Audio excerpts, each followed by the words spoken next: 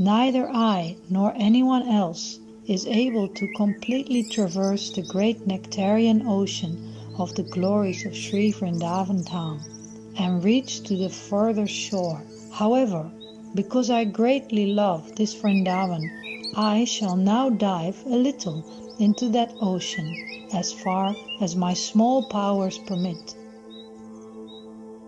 I pray that this endeavor may become successful and bring an auspicious result. O Sri Vrindavan, please manifest your wonderful transcendental form within my heart. Your form is full of the most confidential spiritual knowledge and bliss. The impersonal Brahman effulgence is embarrassed to describe it, and the Upanishads, who simply speak in negative terms, saying, not this, also decline to describe your transcendental secrets. Filled with the great sweetness of the transcendental pastimes of Sri Sri Radha and Krishna, Vrindavan has become very wonderful and astonishing, and it contains the topmost limit of the most exalted and relishable mellows of pure devotional service to Lord Hari. Great inundation of Vrindavan's transcendental attributes cannot be measured even by Ananta, Shesha, Shiva and all the demigods, who remain unable to cross to its farther shore. Let me glorify that Vrindavan at every moment. Think of Vrindavan with love. Roll in the dust of Vrindavan. Offer your entire body to the service of Vrindavan and thus develop firm love for Vrindavan. Worship the birthplace of Srimati Radharani and satisfy the moving and non-moving living entities who reside in Vrindavan. If the Vedanta does not directly describe Vrindavan, why should that matter to me? If the faulty logicians who are like serpents living the Vedic literatures ignore Vrindavan, why should I care? If even the devotees of the Lord do not understand the glories of Vrindavan, how does that affect me? Even if, by staying in Vrindavan, my body and mind were greatly distressed, as if pierced by thousands of thunderbolts, I would not leave Vrindavan. Vrindavan reverberates with both the sounds of the cuckoos singing the fifth note and the sweet music of Krishna's flute. Vrindavan reverberates with both the sounds of the cuckoos singing the fifth note and the sweet music of Krishna's flute.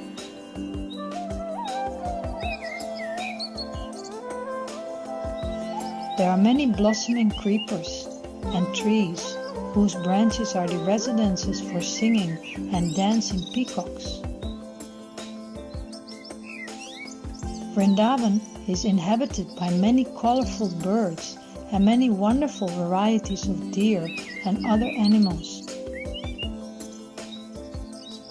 It is filled with many various excellent lakes, streams and hills, such as Govardhan Hill. Let me meditate on this land of Vrindavan.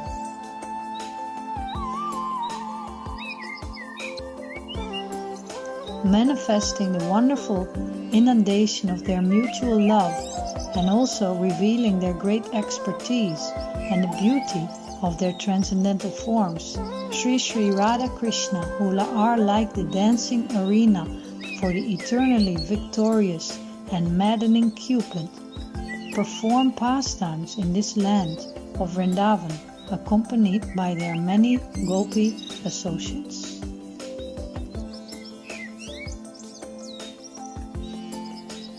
Srila Vrindavan Dham is perfect in all respects, and those who claim that there are defects in Vrindavan are blind fools who have become the laughing stock for everyone. O Lord Hari, I simply pray unto you that on my deathbed I shall not have the misfortune to beholding any of them. After attaining the platform of Brahman happiness by performing severe austerities, the personified Upanishads worship the personality of Godhead without any reservation, and thus obtained His mercy.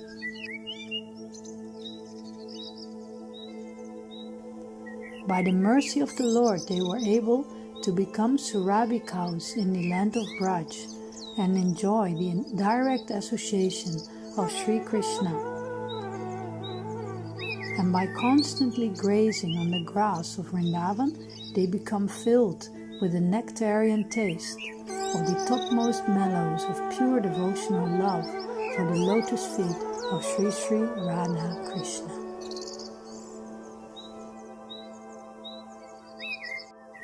If someone relates to me the faults of one of the moving or non-moving residents of Vrindavan, then how is his action different from cutting me with many sharpened swords, arrows and javelins and other weapons?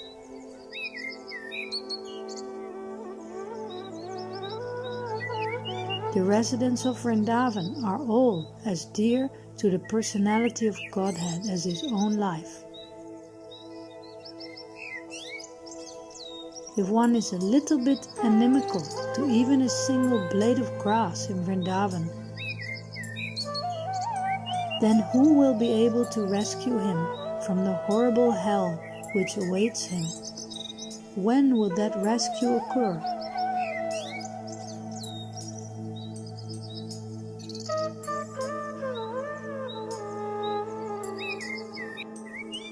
May my eyes become overwhelmed with ecstasy by seeing the nectarian waves of Vrindavan's beauty. May my intelligence drown in the nectarian ocean of Vrindavan's glories. May my body become agitated by the swiftly moving currents of ecstatic bliss and thus roll about on the ground of Vrindavan. Falling down like a stick, may I offer my respectful obeisances to all the residents of Vrindavan.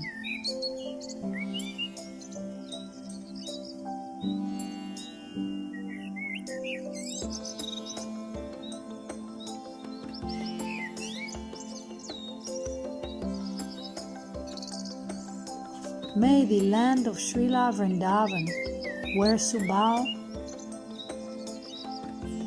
and the other wonderful cowherd boys, who are all dear friends of Sri Krishna, play,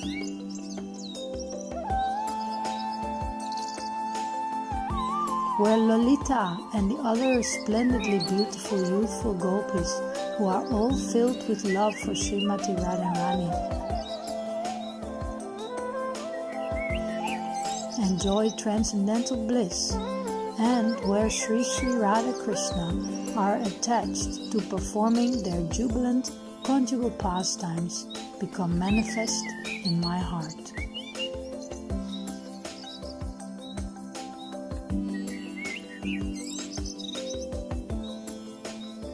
The freely flowing streams of Vrindavan are filled with clear water, which is as sweet as nectar, and the leaves which fall from the trees of Vrindavan are foodstuffs as palatable as one could desire.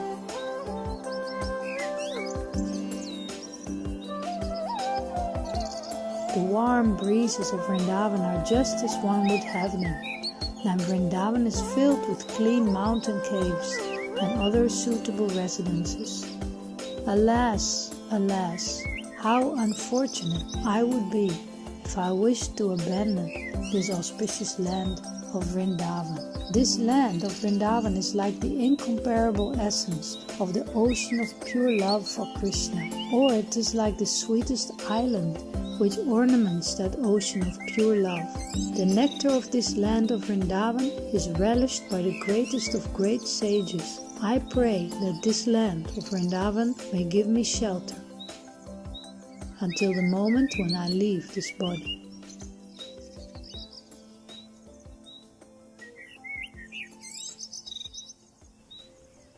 In Vrindavan there are thousands and millions of lakes ponds and wells, all filled with water as sweet as transcendental nectar. In Vrindavan there are many gardens, filled with blossoming transcendental flowers and fruits, and there are unlimited wonderful trees and creepers. In Vrindavan there are numberless transcendental deer and other animals who move here and there. Filled with many transcendental groves, the land of Vrindavan is wonderfully beautiful. Let me meditate on this land. Let me meditate on this land of Vrindavan. In Vrindavan there are many groves and forests where Sri Radhika, Madan Mohan performed their transcendental pastimes. There are many trees and creepers, and the earth there is studded with jewels. In Vrindavan there are many birds, deer and other animals who are all maddened with transcendental bliss. Who would not become enchanted by this land of Vrindavan? More beautiful than millions of Ratis and Kamadevas, two transcendental persons who appear as splendid as sapphires and gold, have inundated Vrindavan with a great flood of transcendental sweetness by performing their extremely wonderful conjugal pastimes. This flood I have seen with my own eyes.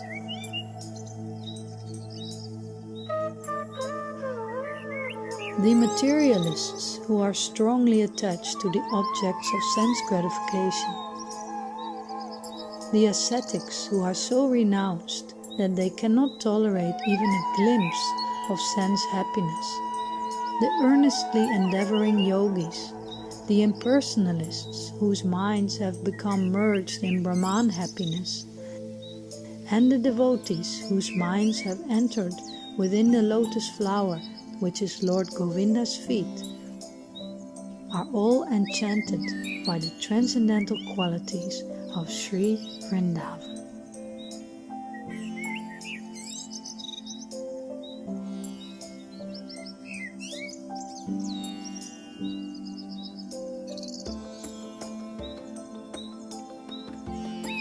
If one studies the Upanishads for a long time, he will not obtain even an atomic particle of transcendental sweetness as a result of his study.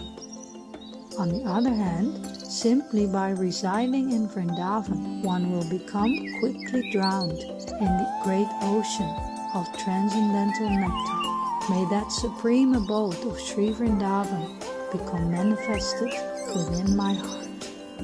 When, patiently tolerating hundreds of kicks, millions of insults, and the constant onslaught of hunger, thirst, cold, heat, and hundreds of other sufferings, penniless, agitated, shedding a great shower of tears, and calling out the names of Sri Radha Krishna in a piteous voice, when will I wander in this land of Vrindavan?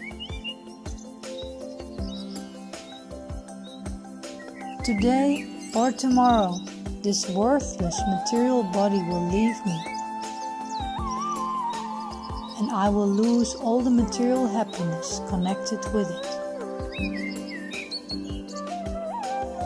Because this material happiness is temporary, it should be understood to be only a mirage of the real happiness. Oh, my mind! Please abandon this false happiness and enjoy the real, eternal happiness of devotional service within the land of Vrindavan.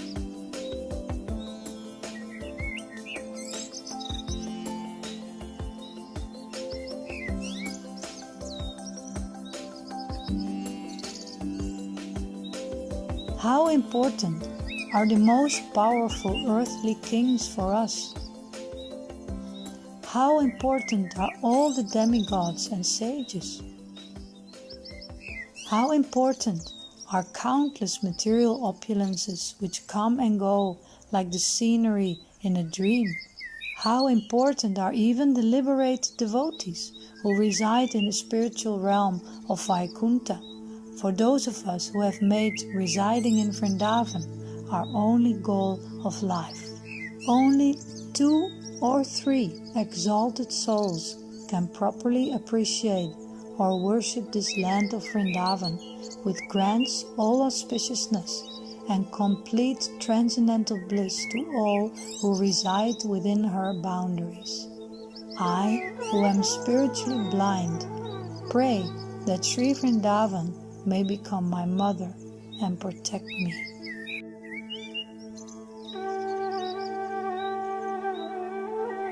In Vrindavan, on the cool shore of the Yamuna, at the base of a kadamba tree, an indescribable dark-complexioned divine youth,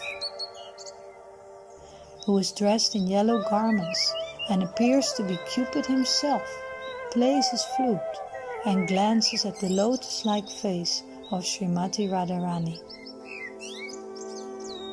I pray that I may develop spontaneous devotional love for that sacred land of Vrindavan.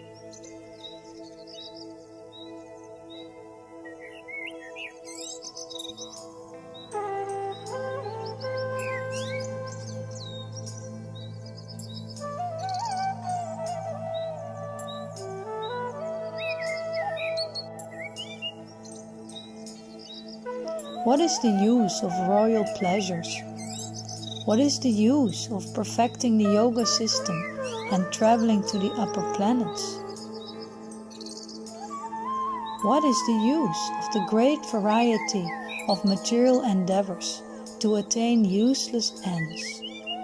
These things are insignificant in comparison to residence in Vrindavan.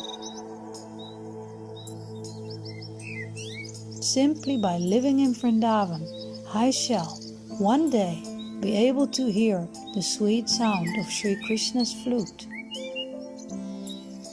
which brings the hearer the best of all kinds of transcendental bliss.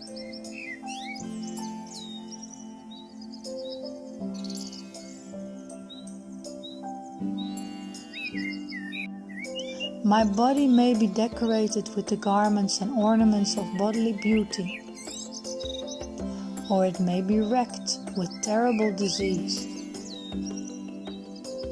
I may be praised or defamed with millions of words. I may become the master of all wealth, or I may be reduced to abject poverty. I may be free from all suffering, or I may be almost dead with pain. Whatever my condition, I shall always take shelter of the transcendental land of Sri Vrindavan, the source of all bliss.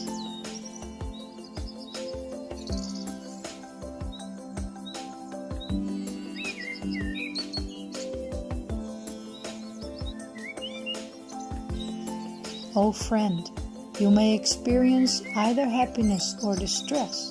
You may know fame or infamy. The lowest persons may insult you, or the saintly devotees praise you. You may know poverty or great wealth. You may obtain all valuable things, or you may not obtain anything. Whatever position your past pious or impious deeds may place you in, just make the holy land of Vrindavan your life and soul.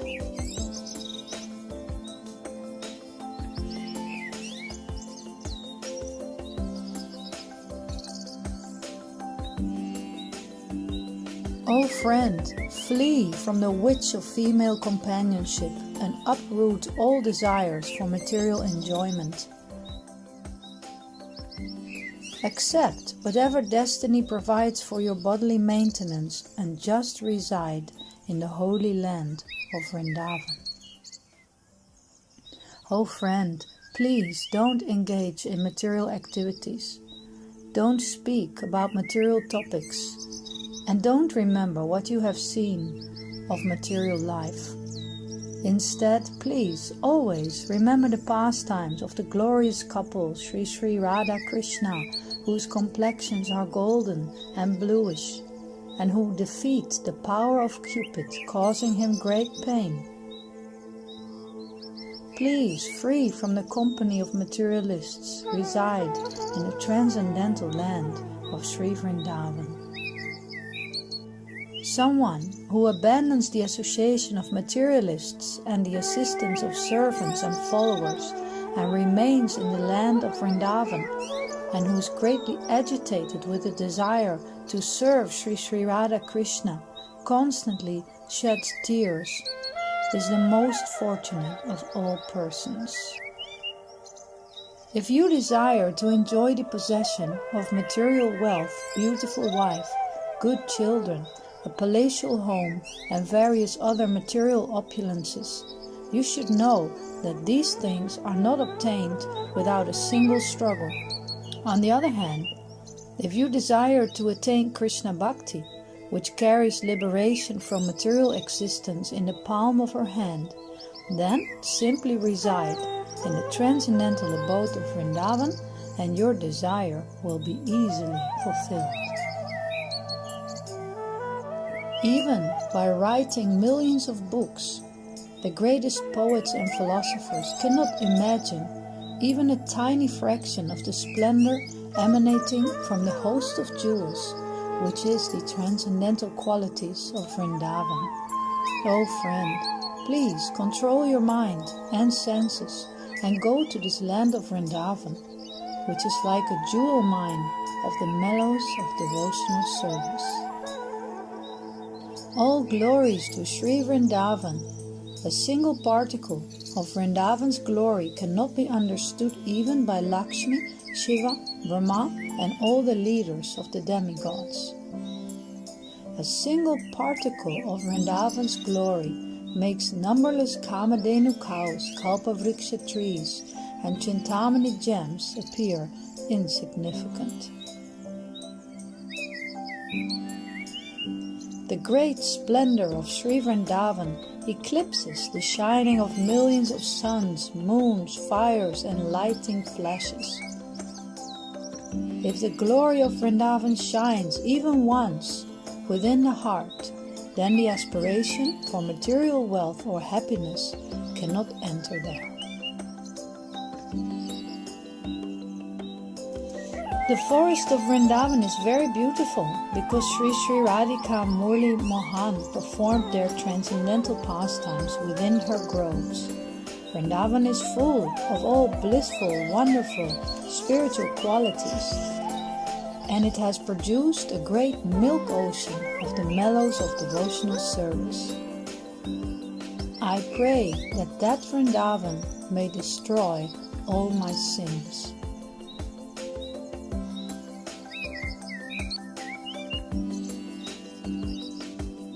Vrindavan is the most purifying of all purifying things, and it is inhabited by the most exalted moving and non-moving living entities. It is a great treasure house full of the mellows of pure devotional service for Sri Radhika Raman. When, filled with eternal transcendental bliss, will I reside in that land of Vrindavan? Sri Krishna, whose heart is supremely splendid and magnanimous, eternally resides in the supremely purifying, glorious and limitless land of Vrindavan, capital city of the most exalted and wonderful mellows of pure love of God.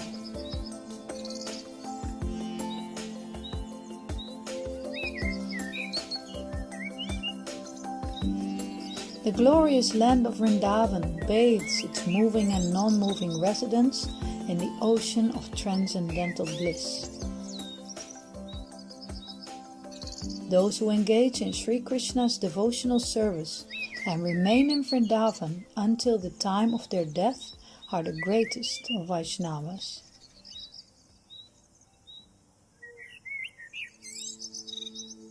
Vrindavan is filled with a host of pure spiritual virtues and is glorified by the most exalted sages and philosophers. I pray that Vrindavan, with her wonderful power and mercy, may turn even the lowest animal-like persons, such as myself, into the servants of her lotus feet.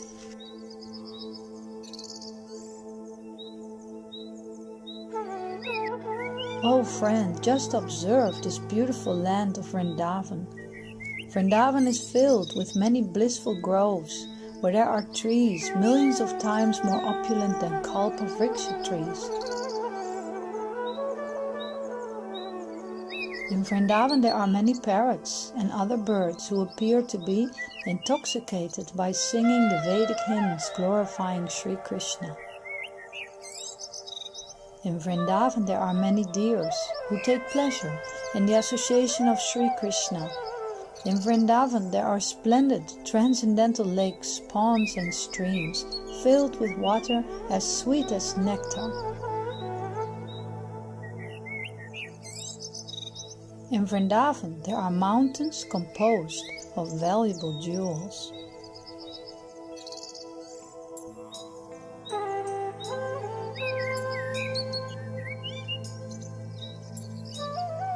Oh friend, what is this?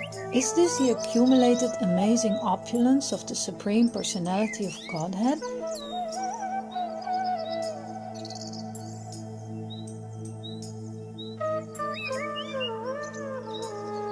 Is this the nectar churned from the shoreless Nectarean ocean of transcendental bliss?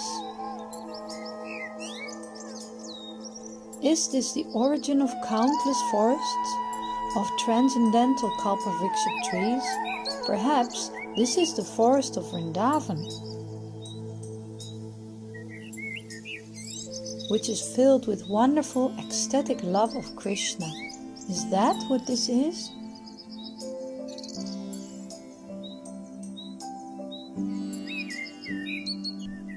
Where do all people automatically and effortlessly obtain pure, undeviating, ecstatic love for Krishna?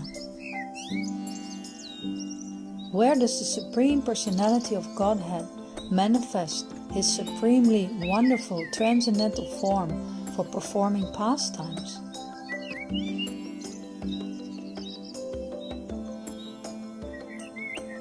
Where is the greatest sovereignty of the transcendental bliss of devotional service to Sri Krishna's lotus feet manifest? Oh brother, listen, and I shall speak to you something very confidential.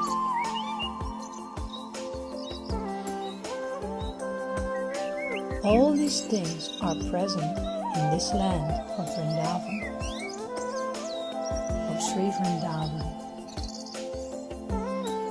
of Sri Vrindavan, of Sri Vrindavan.